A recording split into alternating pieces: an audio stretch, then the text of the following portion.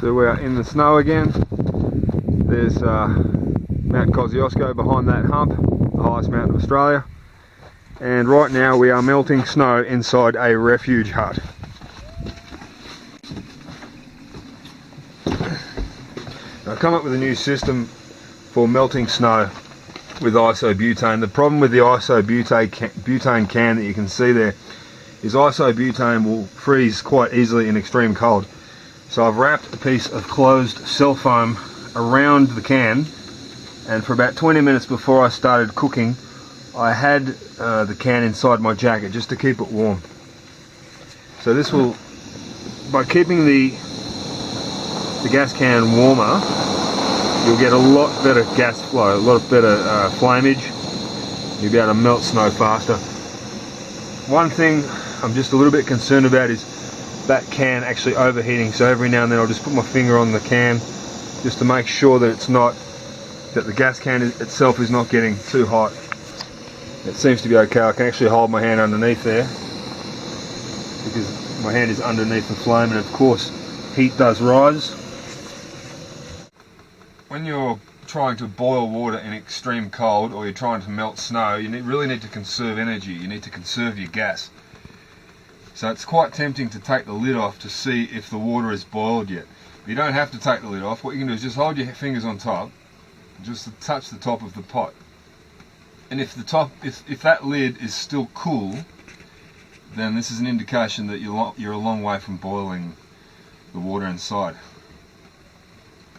The water inside this pot is almost boiled, and I can just feel it now. It's getting hotter and hotter. And once it reaches a point where it's so hot that you really can't even hold your finger there, that's when it's boiled. And let's just see. It's almost boiled. It's bubbling up quite a bit there. So just another tip for conserving gas when you are performing the difficult task of melting snow or boiling water in extreme cold conditions. So the water was almost boiling there. I just had the camera off.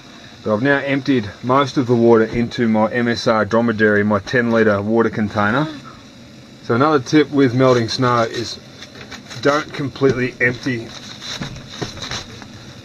your pot before you put more in. And the idea is if you've got some water in the bottom of the pot already, it really helps the snow, the rest of the snow that you put in there, to actually melt. So we've got some water already in the pot. It's actually warm water, and it just makes it a lot easier to get the next lot of snow boiling.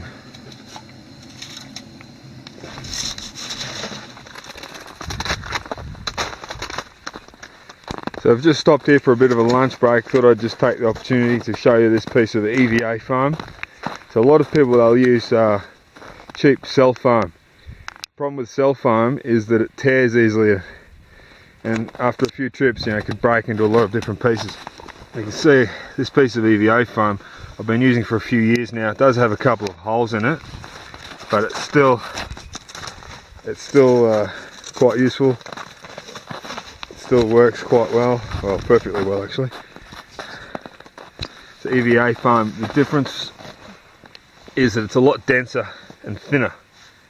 So for a much thinner and denser material, you get just as much heat as you do from cell foam, but it's a lot stronger than cell foam, than regular cheap cell foam, that is. EVA foam, top end cell foam. And that sheet you're looking at there is 1 metre by 2 metres.